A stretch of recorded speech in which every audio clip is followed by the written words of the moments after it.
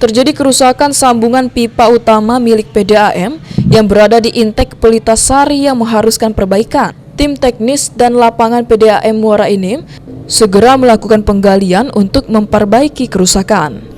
Kerusakan ini disebabkan labilnya tanah yang berada di sekitar Intek Pelitasari karena berada di daerah aliran Sungai Enim. Perbaikan harus membutuhkan alat berat untuk mempercepat pengerjaan agar 4.000 pelanggan PDAM segera bisa menikmati air berai. Subroto, Direktur Teknik PDAM Muara Enim, meminta agar masyarakat pelanggan PDAM Lematang Enim agar bersabar karena kita butuh waktu perbaikan.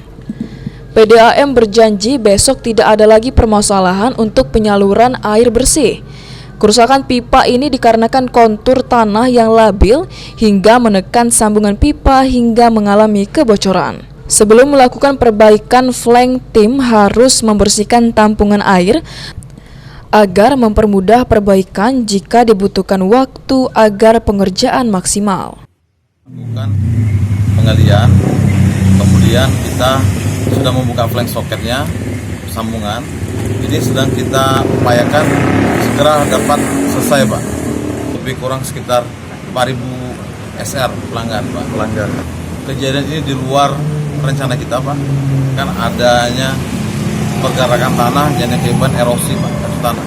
Sehingga itulah yang membuat posisi pipa kita turun hingga menjadi pecah pipanya, Pak.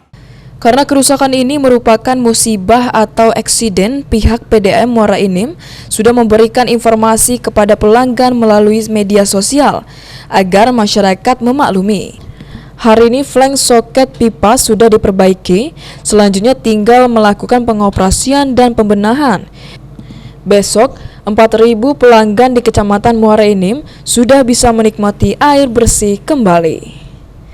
Mardiansyah, PAL TV.